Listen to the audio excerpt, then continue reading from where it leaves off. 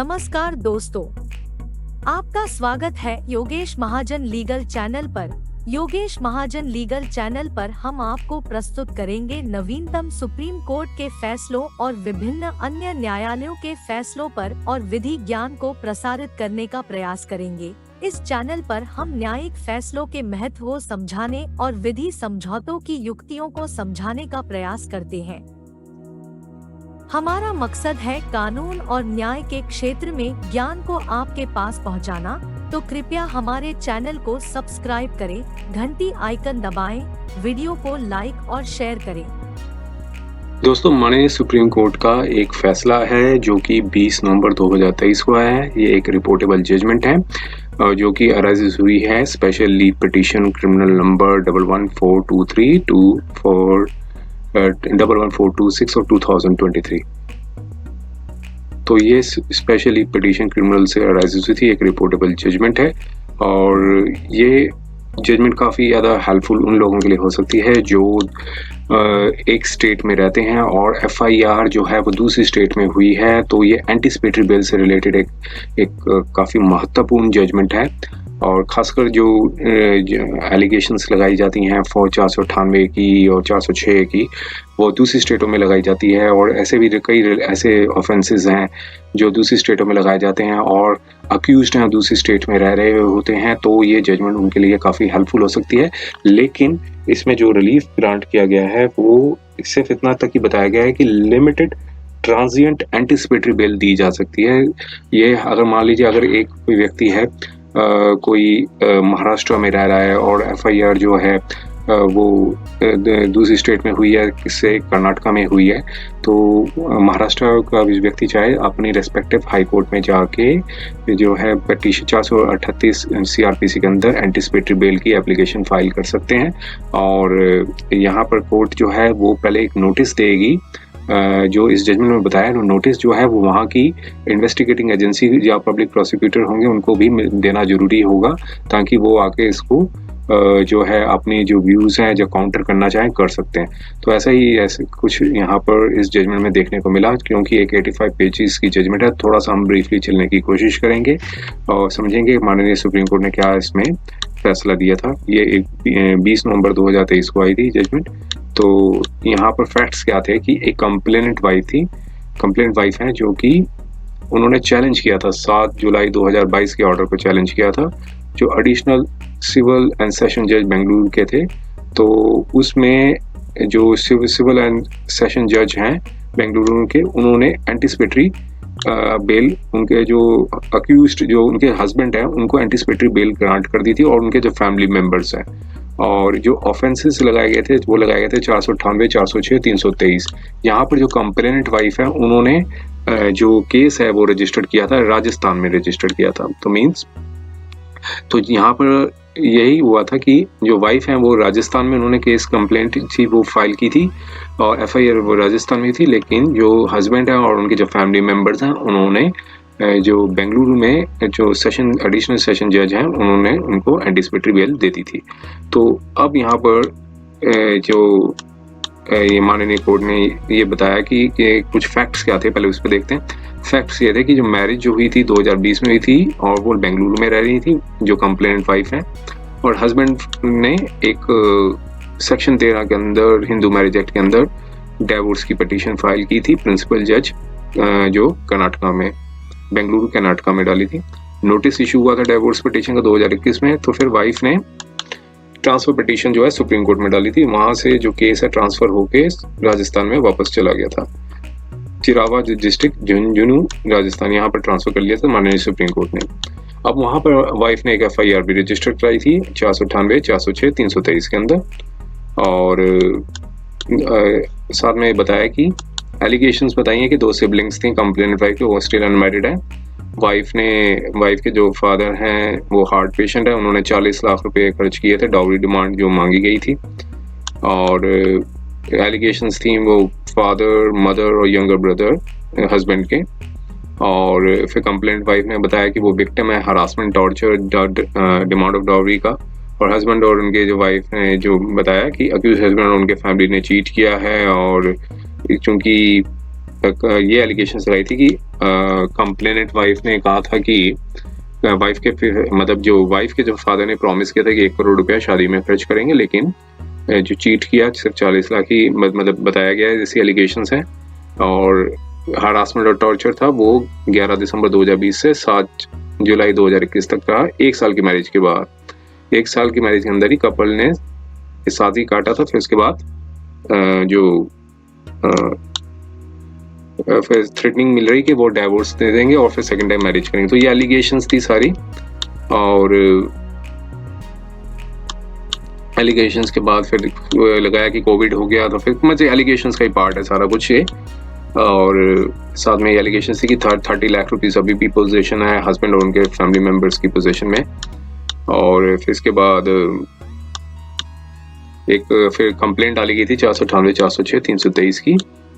अब हस्बैंड और जो उनके जो फैमिली मेंबर्स हैं उन्होंने एंटिसिपेटरी बेल 438 के अंदर ले ली थी। 3 एप्लीकेशंस के नंबर्स बताए गए हैं, और एडिशनल सेशन जज जो बेंगलुरु की सिटी है उन्होंने अलाउ कर दी एंटिसिपेटरी बेल एप्लीकेशंस। और साथ में बताया कि जो इम्प्यूज्ड ऑर्डर से पढ़ने के बाद ये बताया कि रिस्पोंडेंट्स चूंकि वो बेल एप्लीकेशन फाइल करती थी, दोनों पुलिस स्टेशंस को रिप्रेजेंट किया गया था सेम पब्लिक प्रोसिक्यूटर द्वारा, मींस बेंगलुरु के और एक राजस्थान के जो पुलिस स्टेशन है उन दोनों को एक ही पब्लिक प्रोसिक्यूटर ने रिप्रेजेंट किया था। और लर्निंग जज ने नोटिस किया कि इन्वेस्टिगेशंस स्टार्ट हो चुकी हैं और महाजार जो कंडक्ट किया जा चुका है, statement of recording of witnesses हो चुकी हैं, मेजर पार्ट ऑफ इन्वेस्टिगेशन हो चुका है। तो इन्वॉल्वमेंट जो है वो अभी भी प्रूव करने की जरूरत है। तो फिर लर्नर जज ने रीजन दिया कि चूंकि एलिगेशंस जो हैं वो पनिशेबल विद डेथ और लाइफ के साथ नहीं है, तो कोई रीजन नहीं बनता है कि इनको एंटिसिपेटरी बेल ना दी जाए। और फिर जब उन्हें पता चला कि इन्हें एंटिसिपेटरी बेल मिल गई है, कोर्ट की वेबसाइट से उनको पता चल गया कंप्लेंट वाइफ को, फिर उन्होंने एक ट्रांसफर पिटीशन थी वो फाइल की प्रिंसिपल जज फैमिली कोर्ट से बेंगलुरु। और फिर अब यहाँ पर जो एंटिसिपेटरी बेल थी वो अक्यूज्ड हस्बैंड और फैमिली मेंबर्स को दी थी, जो कि फिर उसके बाद उन्होंने रिट पिटीशन थी वो फाइल की सुप्रीम कोर्ट में, लेकिन वहां पर डिसमिस मतलब उन्होंने विड्रॉ कर ली, जो कि लिबर्टी ले ली कि ताकि एक अदर लीगल रेमेडीज हैं वो अवेल करेंगे। उसके बाद स्पेशल लीग पिटीशन जो है वो फाइल की इस कोर्ट में, नोटिस इशू हुए। अब दोनों पार्टीज के काउंसिल्स आए, उन्होंने अपने अपने व्यूज रखे। अब सबमिशंस को हम नहीं जाते हैं क्योंकि काफी लेंथी जजमेंट है, तो अब हम सीधा डायरेक्टली पेज 18 पे चलते हैं। जब दोनों पार्टी सारे पार्टीज की जो सुनने के बाद कोर्ट ने अब यहाँ पर क्वेश्चन ऑफ लॉ ये फ्रेम किया कि क्या हाई कोर्ट या सेशन कोर्ट की पावर है एंटिसिपेटरी बेल देने की अंडर सेक्शन 438 और सीआरपीसी के तहत, जब एफआईआर जो रजिस्टर्ड है दूसरी टेरिटोरियल जुरिस्डिक्शन, जब उनकी जुरिस्डिक्शन में नहीं हुई हो बल्कि दूसरी जुरिस्डिक्शन में हुई हो। और अब यहाँ बताया कि जो प्रैक्टिस है जो ट्रांजिएंट जो बेल देने की, जो इंटरिम प्रोटेक्शन देने की 438 की बिफोर द कॉम्पिटेंट जुरिस्डिक्शन की, तो वो कंसिस्टेंट है with the administration of justice. और फिर ऑर्डर क्या होना चाहिए, तो लीगल फ्रेमवर्क को कोर्ट ने डिफाइन किया। पहले सेक्शन 2E क्या डिफाइन करता सीआरपीसी का, हाई कोर्ट का वो बताया, तो सेक्शन 2J लोकल कोर्ट का है, सेक्शन 41 के ऊपर डिस्कशंस किए, सेक्शन 177 सीआरपीसी जो कि टेरिटरी जुरिस्डिक्शंस को बताता है, सेक्शन 438 जो है एंटिसिपेटरी मींस जो directions for the grant of the bail to the person apprehending arrest. तो एंटिसिपेटरी बेल वर्ड जो है कहीं भी डिफाइंड नहीं है, लेकिन जो इंटरप्रिटेशन निकाली जाए 438 की, जो फिर लिखा गया है कि एंटिसिपेशन ऑफ अरेस्ट, तो ये इसके ऊपर बात की उन्होंने माननीय कोर्ट ने। अब बताया कि एक स्टैच्यूटरी राइट बनता है किसी भी पर्सन का जिसको भी बिलीव हो कि वो उसको अरेस्ट हो सकती है, नॉन बेलेबल ऑफेंस के अंदर अरेस्ट हो सकते हैं, तो वो उसका राइट बनता है कि वो हाई कोर्ट या कोर्ट ऑफ सेशन में जाए और डायरेक्शन के लिए प्रे करे कि अगर उनकी गिरफ्तारी हो तो उनको बेल पे छोड़ दिया जाए। और साथ में जब बेल देते समय क्रिमिनल एंटीसीडेंट्स भी देखे जाएंगे, रिस्क एप्लीकेंट का भी कहीं वो जस्टिस से भाग नहीं रहा है, तो ये सारे इंग्रेडिएंट्स को कोर्ट ने एनालाइज किया। और फिर अब यहाँ पर कंडीशंस बताई गई थी कि अंडर 438 सब पार्ट 2 का के बारे में बताया था कि पहले तो ये जब कंडीशंस बताई गई थी जब भी बेल ग्रांट की जाती है तो ये कि पहले वो हमेशा अवेलेबल रहेगा इंटेरोगेशन ऑफ पुलिस ऑफिसर जब भी उसकी ज़रूरत होगी, किसी भी प्रकार का वो इंड्यूसमेंट थ्रेट या नहीं करेगा, और बिना कोर्ट की परमिशन से वो कंट्री को छोड़ के नहीं जाएंगे। तो ये सब 438 की जो कंडीशंस थी उसके ऊपर बताया गया है, और कोई भी कंडीशन जो भी इम्पोज करेगी जो अंडर सब सेक्शन 3 और 437 जो अगर बेल ग्रांट कर दी जाए सेक्शन के अंदर। और फिर साथ में बताया था कि 438(3) क्या कहता है कि पर्सन को अरेस्ट कर लिया जाता है तो अगर वो अरेस्ट कर लेती है कोई भी, उसके बाद भी पुलिस अरेस्ट कर लेती है, तब वो इंटाइटल्ड होता है कि बेल के लिए। 438 पार्ट 3 के बारे में बताया। और फिर बाद में बताया कि 438 क्लास 4 भी अमेंड की, जो क्रिमिनल अमेंडमेंट एक्ट हुआ था 2018 का, उसमें बताया था कि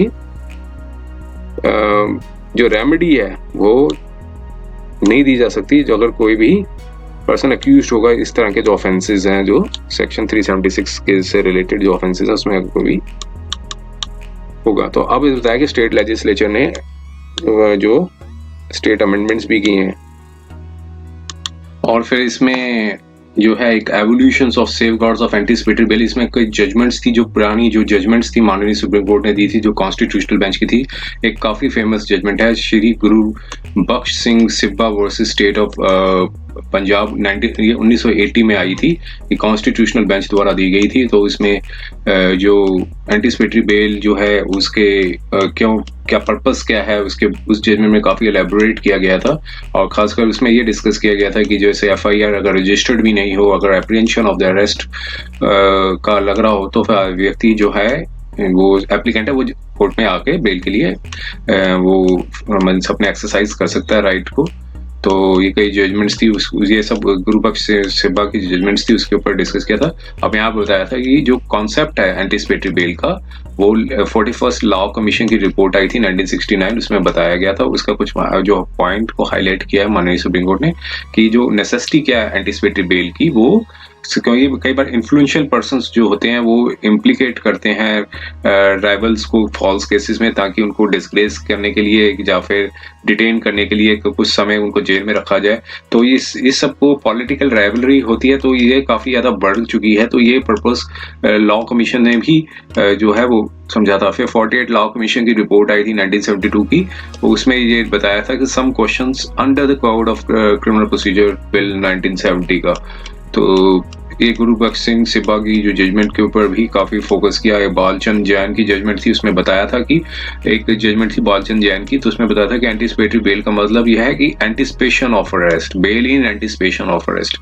तो यहाँ पर बताया था कि ये कोर्ट ने उसमें एक्सप्लेन किया था कि एप्लीकेशन ऑफ एंटीसिपेटरी बेल है वो accused at the stage of FIR से पहले जो है फाइल होने से पहले, और एट द स्टेज जब FIR रजिस्टर्ड हो गई हो लेकिन चार्जशीट नहीं फाइल हुई हो और द इन्वेस्टिगेशन अगर अंडर वे में हो, तो मूव एप्लिंग जो इन्वेस्टिगेशन आफ्टर इन्वेस्टिगेशन अल्टरनेटली जो इन्वेस्टिगेशन खत्म होने के जो आफ्टर कंप्लीशन ऑफ इन्वेस्टिगेशन के बेसिस पे, तो ये रिलीफ ये जो स्टेज जो है वो इन्वेस्टिगेशन का काफ़ी बेरिंग्स होंगी, जो कंडीशंस हैं वो जो बेल ग्रांट करती है। और क्रूशियल डिफरेंस बताया था कि प्री अरेस्ट बेल ऑर्डर जो होता है 438 CRPC के अंदर जो दिया जाता है, और एक बेल जो 437 439 ऑफ CRPC के अंदर दी जाती है, तो वो स्टेजेस होती है जिसमें बेल ऑर्डर पास किया जाता है। तो गुरु बख्श सिंह सिब्बा की जजमेंट के ऊपर काफ़ी फोकस किया, उसमें बताया कि जो फुल बेंच जजमेंट थी जो पहले तो पंजाब हरियाणा हाई कोर्ट ने दी थी ये जजमेंट, क्योंकि माननीय सुप्रीम कोर्ट में बाद में गए थे, पहले पंजाब हरियाणा हाई कोर्ट में ये full bench Punjab Haryana high court ने रिजेक्ट कर दी थी एप्लीकेशन ऑफ बेल। जब रीजंस थे वो बताए गए कि जो पावर अंडर 438 CRPC का जो है वो एक्स्ट्राऑर्डिनरी करैक्टर है और काफ़ी स्पेरिंगली यूज, बहुत रेयर केस में, जो एक्सेप्शनल केसेस में ही यूज की जाती है। तो उसके बाद बताया था कि जो हाई कोर्ट में पंजाब हरियाणा हाई कोर्ट के बारे में बताया गया कि जो लॉ एंटीसिपेटरी बेल का था वो फर्दर क्रिस्टलाइज कर दिया था कॉन्स्टिट्यूशनल बेंच जो माननीय सुप्रीम कोर्ट में, और उन्होंने डिसएग्री हो गए थे पंजाब हरियाणा हाई कोर्ट की जो बेंच की जो फुल बेंच जजमेंट थी उससे डिसएग्री हो गए थे। तो अब ये इसका जजमेंट्स थी उसको डिस्कस किया, काफ़ी ये जो लेंथी है उसका काफ़ी ज़्यादा पैराग्राफ्स थे उसमें कोट किए, और साथ में ये बताया कि जो ब्लैंकेट ऑर्डर है एंटिसिपेटरी बेल का, तो वो जो अगर ब्लैंकेट ऑर्डर दे दिया जाएगा तो ये सीरियस इंटरफेरेंस होगी जो right and duty of the police जो मैटर को इन्वेस्टिगेट कर रही होंगी। तो ये ब्लैंकेट बैन जो देना भी ठीक नहीं है, इसमें बताया था। और 438 का जो पर्पस था जो सीआरपीसी में जिसे एंटिसिपेटरी बेल दी जाती है, तो ये बताया था कि जो पहले तो बेल थी वो फिक्स पीरियड के लिए दी जाती थी, लेकिन एक सुशीला अग्रवाल का जो केस आया था जो माननीय सुप्रीम कोर्ट ने जो जजमेंट आई थी सुशीला अग्रवाल की, तो उसमें बताया था कि जो फिक्स पीरियड और लिमिटेड नहीं हो, जो एंटिसिपेटरी बेल है फिक्स पीरियड तक लिमिटेड नहीं होनी चाहिए। और यहाँ पर पहले बताया गया था कि ये सिर्फ लिमिटेड थी जिससे पर्सन सरेंडर कर सके ट्रायल कोर्ट में। तो कॉन्स्टिट्यूशनल बेंच थी सुशीला अग्रवाल के केस में, तब यहाँ पर काफी फिर लेटर डॉक्टरल डेवलपमेंट्स और रिपोर्ट्स थी लॉ कमीशन की, तो 2 क्वेश्चंस थे वो कंसीडर किए थे कॉन्स्टिट्यूशनल बेंच ने कि जो प्रोटेक्शन जो दी जाती है, जो सुशीला अग्रवाल के केस में बताया जा रहा है, जो प्रोटेक्शन दी जाती है पर्सन को 438 सीआरपीसी के अंदर, क्या वो सिर्फ लिमिटेड समय तक की होगी जिससे पर्सन वो सरेंडर कर सके और ताकि वो रेगुलर बेल ले सके, और फिर जो लाइफ ऑफ एंटिसिपेटरी बेल है वो तब तक होगी should at the time of the stage जब अक्यूज्ड जो समन्ड कर दिया जाएगा कोर्ट में, तब तक ही वो यहाँ पे एंटिसिपेटरी बेल का लाइफ सस्पेंड या होगा। तो इस क्वेश्चंस को माननीय कोर्ट ने कहा था कि 438 सीआरपीसी का जो लिमिट है, टाइम लिमिट है, ये फिक्स पीरियड तक होती बताई गई थी। तो यहाँ पर बताया था कि इसका कोई रिस्ट्रिक्शन और टाइम नहीं होना चाहिए। नॉर्मल कंडीशंस क्या है 437 सब पार्ट 3 के अंदर और 438 सीआरपीसी के अंदर यहाँ पर इम्पोज होनी चाहिए इसमें कंडीशंस। और फैक्ट्स यहाँ पर बताया था कि कोर्ट के पास पावर है कि वो एप्रोप्रिएट कंडीशंस हैं वो लगा सकती हैं, जैसे कि फिक्स नेचर ऑफ रिलीफ और जो कि tight of the event etcetera, ये सारी कोर्ट ने के पास पावर्स होती हैं। और सेकंड क्वेश्चन ये बताया था कि ड्यूरेशन ऑफ एंटिसिपेटरी बेल है वो कहा था कि वो खत्म नहीं हो जाती जब अक्यूज्ड को समन दे दिया गया हो कोर्ट द्वारा या फिर चार्जेस फ्रेम हो गया, लेकिन ये कंटिन्यू हो सकती है जब तक ट्रायल तक खत्म, एंड तक ट्रायल तक भी रह सकती है। और अगर कोई स्पेशल और पेक्यूलियर फीचर्स होते हैं जो टेन्योर एंटिसिपेटरी बेल का कुछ समय को निर्धारित करना हो, तो कोर्ट के पास पावर है कि वो कुछ कर सकती है, कुछ टाइम लिमिट तक भी बता सकती है। तो ये सारे प्रोविजंस थे उसमें डिस्कस किए थे, जो जजमेंट्स आई थी जो सुशीला अग्रवाल की। अब इसके बाद सुशीला अग्रवाल के प्रोविजंस में ये बताया कि कोई जो रिस्ट्रिक्शन नहीं होनी चाहिए और क्लैरिफिकेशन नेचर में था वो जजमेंट। और फिर इसके बाद कुछ हाई कोर्ट्स की भी जजमेंट्स आई थी, उस सबको भी यहाँ पर कोर्ट किया था जो कई हाई कोर्ट्स ने दिए थे, जैसे Pritam Singh versus state of Punjab, ये प्रीतम पाल की जजमेंट थी जो दिल्ली हाई कोर्ट ने दी थी। तो यहाँ पर बताया था कि 438 का जो है ये दूसरे केस में, मतलब दूसरे स्टेट में फाइल किया गया था, तो यहाँ पर कोर्ट ने ग्रांट कर दी थी कईयों को, मतलब कई का कोर्ट्स ने ग्रांट कर दी थी, कईयों ने नहीं की थी ग्रांट। तो यहाँ पे सारी पूरा लिस्ट है वो बनाई थी। तो कलकत्ता हाई कोर्ट में एक थी विनोद रंजन सिन्हा 1981 में आई थी, यहाँ पर कलकत्ता हाई कोर्ट ने रिलीफ ग्रांट कर दी थी 438 के अंदर पिटिशनर को, और जो एंटिसिपेटरी बेल की एप्लीकेशन एक्सेप्ट कर ली थी जब उनको लग रहा था कि जो केस था वो आउटसाइड द जुरिस्डिक्शन था। तो क्योंकि यहाँ पर बताया गया था इस केस में कलकत्ता हाई कोर्ट ने दी थी और एफआईआर रजिस्टर्ड हुई थी स्टेट ऑफ बिहार में। तो यही बात बताई थी। एक L R. Naidu versus state of Karnataka की, अब कर्नाटका हाईकोर्ट की जजमेंट थी, उसमें बताया गया था कर्नाटका हाईकोर्ट ने जो रिलीफ दी थी जहां पर स्टेट ऑफ केरला के अंदर ये एफआईआर रजिस्टर्ड हुई थी। तो प्रोटेक्शन थी इनमें जो एप्लीकेंट को प्रोटेक्शन दी गई थी, प्रोटेक्शन फ्रॉम द अरेस्ट, तो ताकि डायरेक्शन दी जा सके ताकि फ्यूचर अरेस्ट में अगर कोई अरेस्ट की जाती है तो उनको बेल कर दिया, मतलब बेल बॉन्ड पर रिलीज कर दिया जाए। और फिर एक CL Matthew versus government of India की जजमेंट थी, और फिर एन.के. नागर वर्सेस तो ये लेकिन कुछ रिवर्स भी जजमेंट्स आई थी, जैसे सैयद जफरुलाल हसन वर्सेस स्टेट की, जो पटना बेंच हाई कोर्ट की थी, इसमें एफआईआर रजिस्टर्ड हुई थी दूसरी जुरिस्डिक्शन में, दूसरी स्टेट में। यहाँ पर सिंहभूम जो बताया गया कि सिंहभूम डिस्ट्रिक्ट में रजिस्टर्ड हुई थी। हाई कोर्ट ने डिनाई कर दी थी इस केस में कि जो एप्लीकेशन अंडर 438 है वो एंटरटेन नहीं की जा सकती है, क्योंकि जो ऑफेंसेस हैं वो अदर टेरिटरी में हुई है, क्योंकि इसलिए हाई कोर्ट ने कहा था हमारी जुरिस्डिक्शन में नहीं आती है जी। तो ये सारी कई जजमेंट्स थी, इन सबको कोर्ट किया था यहाँ पर, और काफी एलेबोरेट किया था जजमेंट को, काफी लेवल पे, इन डेप्थ लेवल पे डिस्कस किया था।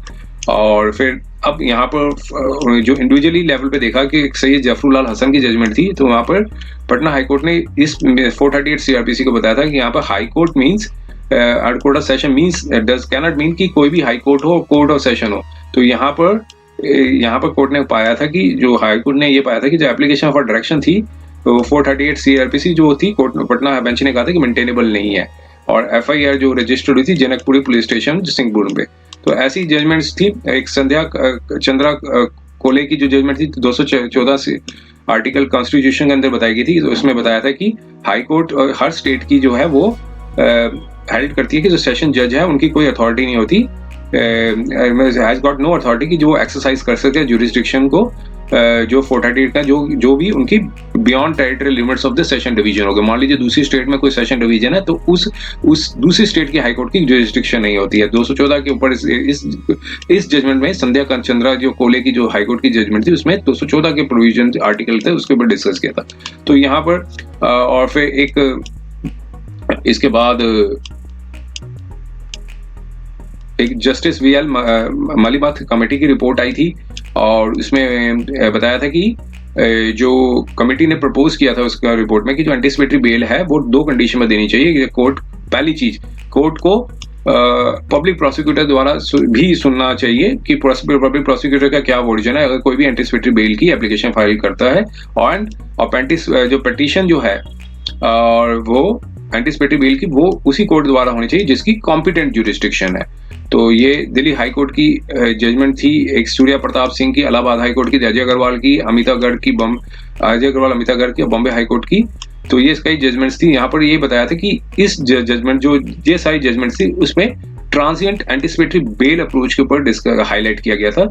और हाई कोर्ट ने ट्रांजिएंट बेल थी वो जो है ग्रांट कर दी थी कि ताकि प्रोटेक्शन फ्रॉम द अरेस्ट है जो भी बियॉन्ड द लिमिट्स होगा ज्यूरिसडिक्शन को और सिर्फ लिमिटेड हो इस कंसिडर तक होगी कि जो बेल है वो ट्रांजिशनल पीरियड तक मिली जा सके। In other words high court ने रिस्पेक्टिव जजमेंट्स पे ये बताया था कि जो एडमिनिस्ट्रेशन ऑफ क्रिमिनल जस्टिस है और उनका जो प्रोविजन है और एंटिसिपेटरी बेल है वो एक को-जॉइंट होगा और इसलिए रिलीफ थी वो एक्स्ट्रा टेरिटरी एंटिसिपेटरी बेल को एक डेफिनेट इंटरिम पीरियड तक दे दी गई थी।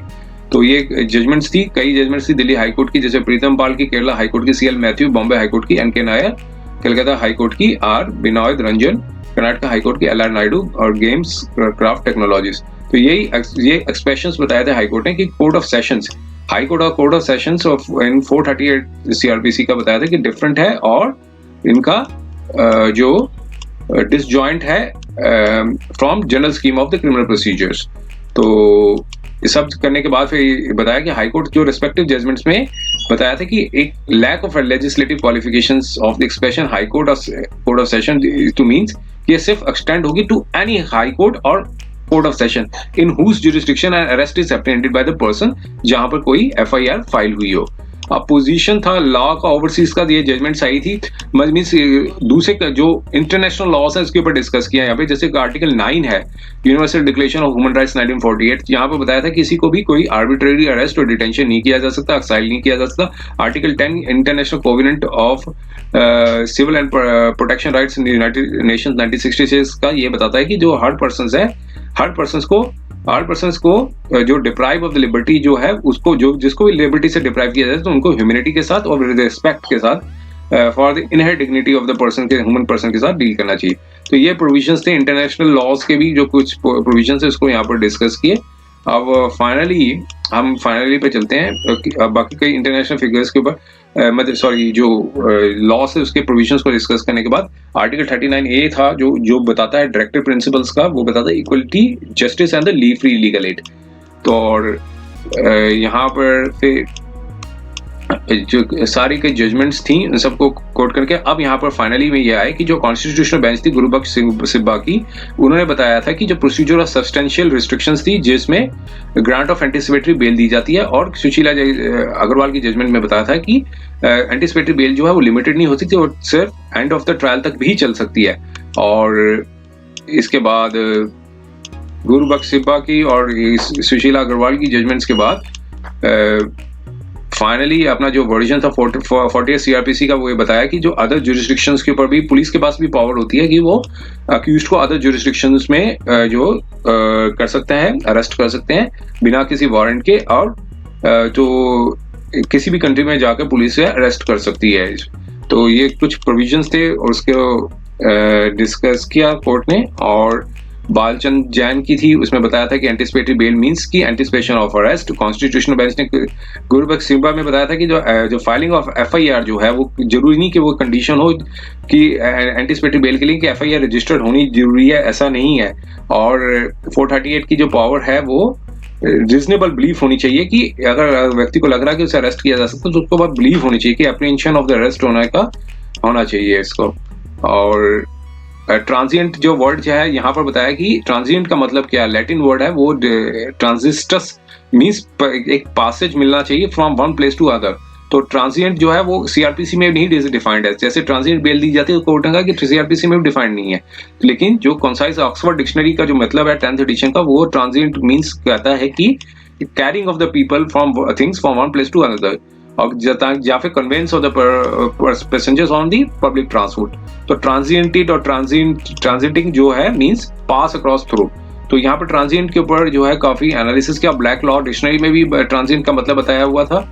और फिर इसके बाद जो कोर्ट ने जो जजमेंट्स थी, हाई कोर्ट्स की जजमेंट्स थी, उसको रिवर्स कर दिया, उसको सेट असाइड कर दिया, जिसमें जो है कहा था कि जो हम डील नहीं कर सकते 438 की जो आउटसाइड ज्यूरिसडिक्शन होगी, तो उस सबको रिजेक्ट कर दिया था। अब यहाँ पर बताया कि जो अब लिमिटेड एंटिसिपेटरी बेल है इंटरिम मेजर के अंदर कोर्ट के पास पावर है, हाई कोर्ट के पास 438 की सीआरपीसी के अंदर। यहाँ पर बताया कि फॉलोइंग कंडीशंस को सेटिस्फाइड होना चाहिए जब भी कोई कोर्ट पास करेगी लिमिटेड एंटिसिपेटरी बेल का, तो इन्वेस्टिगेटिंग ऑफिसर और पब्लिक प्रोसिक्यूटर जो सीज्ड करेंगे एफआईआर को, उनको एक नोटिस मिलना जरूरी है जब भी फर्स्ट डेट ऑफ हियरिंग होगी कोर्ट द्वारा एप्रोप्रिएट केस में, ताकि केस में जिनके पास डिस्कशन होगी, कोर्ट के पास डिस्कशन होगी, ताकि उनको इंटरिम एंटिसिपेटरी बेल दी जा सके। और आप यहाँ पे बताया कि जो ऑर्डर होगा लिमिटेड एंटिसिपेटरी बेल का, उसका रीजंस बताना होगा कि क्यों एप्लीकेंट को एप्रीहेंड्स कर रहे हैं अरेस्ट के लिए, इंटरस्टेट अरेस्ट के लिए। तो इसका इम्पैक्ट होगा लिमिटेड एंटिसिपेटरी बेल का, या फिर इंटरिम प्रोटेक्शन दिया जा सके जो भी स्टेटस होगा इन्वेस्टिगेशन का। और ज्यूरिसडिक्शन जिसमें कॉजनेस ऑफ ऑफेंस हुआ है, ये एक्सक्लूड नहीं कर देता कि जो ऑफेंस जो है वो एंटिसिपेटरी बेल के स्कोप से बाहर है, जो स्टेट अमेंडमेंट्स जो हुई हैं to the section 438 of the CrPC. और एप्लीकेंट जो एंटिसिपेटरी बेल के होंगे, जो अप्लाई करेंगे, वो कोर्ट को सेटिस्फाई करना होगा कि वो इन्हें उनकी एबिलिटी नहीं है कि वो एंटिसिपेटरी बेल ले सकें, और जो कि जो जिस टेरिटरी ज्यूरिसडिक्शन के अंदर कॉजनेस ऑफ ऑफेंस हुआ है, जो ग्राउंड्स जो रेज किए जाएंगे एप्लीकेंट द्वारा, वो एक उनको या कोई भी हो सकते हैं, जैसे ग्राउंड, जैसे कोई उनको लगे कि कोई reasonable immediate threat to the life है, पर्सनल लिबर्टी है, या फिर किसी प्रकार का बॉडली हार्म हो सकता है, या फिर एप्रीहेंशन हो कि वायलेशन होगा उनका राइट टू लिबर्टी, या फिर मनमाने तरीके से, या फिर मेडिकल स्टेटस या डिसेबिलिटी की वजह से भी एक ग्राउंड हो सकता है जो लिमिटेड एंटिसिपेटरी बेल दी जा सके। अब यहाँ पर बताया कि अब यहाँ पर कोर्ट ने रिट्रीट किया, मीन्स दोबारा से बताया कि जो पावर होगी एक्स्ट्रा टेरिटरी एंटिसिपेटरी बेल की, वो एक्सरसाइज की जाएगी एक्सेप्शनल और कंपेलिंग सर्कमस्टांसेस में। मींस जब एक ट्रांजिएंट एंटिसिपेटरी बेल या इंटरिम प्रोटेक्शन डिनाई की जाती है, जिससे एप्लीकेंट को इनेबल हो सके कि वो अपनी एप्लीकेशन 438 सीआरपीसी के तहत कॉम्पिटेंट ज्यूरिसडिक्शन में लगा सके। अगर नहीं मिलेगी ट्रांजिट बेल से, जिसकी वजह से उनको इरिवर्सिबल प्रेजुडिस होगा या इररेमेडिएबल जो हो जाएंगे वो। तो इसलिए ये पटना हाईकोर्ट की जो जजमेंट जैसे ऊपर डिस्कस की थी से जफरुल हसन की, जिन्होंने मना कर दिया था, जिन्होंने रिजेक्ट कर दी थी, जो जजमेंट हाईकोर्ट की, कलकत्ता हाईकोर्ट की थी संधान चंद्रा कोले की, तो यहाँ पर कोर्ट ने सेट असाइड कर दिया और कहा कि उन हाई कोर्ट्स ने उन्होंने ये कहा था कि हाई कोर्ट्स के पास ज्यूरिसडिक्शन की पावर नहीं है कि वो एक्स्ट्रा टेरिटोरियल एंटिसिपेटरी बेल दे सके और या फिर लिमिटेड ट्रांजिएंट एंटिसिपेटरी बेल दे सके। तो यहाँ पर उन सारी जो जजमेंट्स थी उनको सेट असाइड कर दिया। अब इलस्ट्रेशन देने के बाद कोर्ट ने जो इस केस था, इस केस में भी यहाँ पर अप्लाई किया कि यहाँ पर बताया कि इस केस में ये ऐसे ही हुआ था कि जो एप्लीकेंट थी, जो कंप्लेनेंट थी, उन्होंने कहा कि उन्होंने एंटिसिपेटरी बेल ले ली है, तो साथ में कहा कि कोई नोटिस नहीं दिया है कोर्ट ने कहा कि उनको कोई किसी प्रकार का नोटिस नहीं दिया गया था। तो इस ग्राउंड्स पे जो एक पहले तो एक जजमेंट्स कई आई थी, जैसे कि एक रूपाली देवी की थी। पहले तो था कि जहाँ ऑफेंस हुआ है, जैसे डॉवरी का जितना भी केसेस था, वो उसी जहाँ मैट्रिमोनियल हाउस है जहाँ पे एलिगेशंस लगाई गई हैं, तो वहीं पे ही चालू होता था। लेकिन अब क्या है कि रूपाली देवी की वजह से स्टेट की थी, उसमें कहा था कि कंटिन्यूअस कॉज ऑफ एक्शन होता है, जिससे जो ऑर्डिनरी प्लेस ऑफ इन्वेस्टिगेशन और ट्रायल ऑफ मैट्रिमोनियल ऑफेंस जो है, वो जहाँ कोई लेडी रहती हैं, वो वहां पर से भी केस लगा सकती हैं। तो यहाँ पर क्योंकि वहां पर बताया कि जो 498 का जो बताया गया था कि जब वाइफ शेल्टर लेती हैं या फिर घर से driven out from the matrimonial house हो जाती है, तो वहां पर भी ये एक रूपाली देवी की जो जजमेंट थी वो एप्लीकेबल होती है इसमें। तो यहाँ पर ये बताया कि जो राजस्थान में, चूंकि उन्होंने अब इस केस के ऊपर आए कि चूंकि उन्होंने बताया कि जो डेथ थ्रेट्स हुई है, हरासमेंट हुई है, फोन पे हुई है, वो राजस्थान में। और फिर यहाँ पर इस प्रेजेंट केस में बताया कि जो अक्यूज हस्बैंड और फैमिली मेंबर्स थे, उनको एक्स्ट्रा टेरिटरी एंटिसिपेटेड बेल मिल गई थी, लेकिन यहाँ पर कोई नोटिस नहीं मिला था इन्वेस्टिगेटिंग ऑफिसर को। जब पब्लिक प्रोसिक्यूटर जो राजस्थान के जो पुलिस स्टेशन जो जगह बताई चिरावा पुलिस स्टेशन राजस्थान में, जहाँ अपीलेंट ने एफआईआर जो है वो लॉन्च की थी।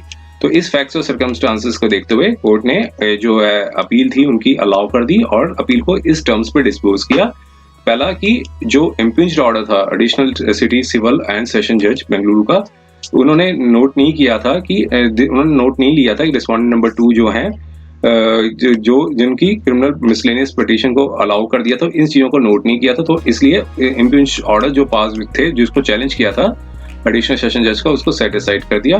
लेकिन इंटरेस्ट ऑफ जस्टिस में कोर्ट ने कहा कि कोई कोर्सेज स्टेप्स जो है वो अक्यूज्ड के अगेंस्ट में नहीं लिया जाएगा अगले 4 वीक्स तक, ताकि वो एनेबल हो, वो जो जुरिस्डिक्शन जो कोर्ट है राजस्थान की, वहां पर जाके अपनी एंटिसिपेटरी बेल ले सके। और यहाँ पर ये भी डायरेक्शन दी कि अगर वो केस में अगर एप्लीकेशन अंडर 438 सीआरपीसी के तहत कोर्ट ऑफ सेशन में, जहाँ वो जो डिस्ट्रिक्ट है राजस्थान की, वहाँ फाइल करते हैं, या फिर हाई कोर्ट में राजस्थान में फाइल करते हैं, उसको भी डिसाइड किया जाएगा एक्सपीडिशियसली ऑन मेरिट्स पे। तो ये जजमेंट को बाकी अप्रिशिएट किया काउंसिल्स का, और ये जो जजमेंट आई थी 20 नवंबर 2023 की। उम्मीद है कि यह वीडियो आपको पसंद आया होगा। अगर आपने अभी तक हमारे चैनल को सब्सक्राइब नहीं किया है, तो कृपया इसे सब्सक्राइब कर ले और बेल आइकन दबाकर नोटिफिकेशन प्राप्त करें, ताकि आप हमारे नए वीडियो से अपडेट रह सकें। अगर आपको यह वीडियो पसंद आया हो तो कृपया लाइक करें और अपने दोस्तों के साथ शेयर करें। हमारे चैनल पर आपको न्यायिक मुद्दों, कानूनी सलाह और कानूनी अपडेट्स के बारे में नवाचारिक और महत्वपूर्ण जानकारी मिलेगी। हमारे साथ बने रहें, क्योंकि योगेश महाजन लीगल आपके कानूनी सवालों का सहायक है।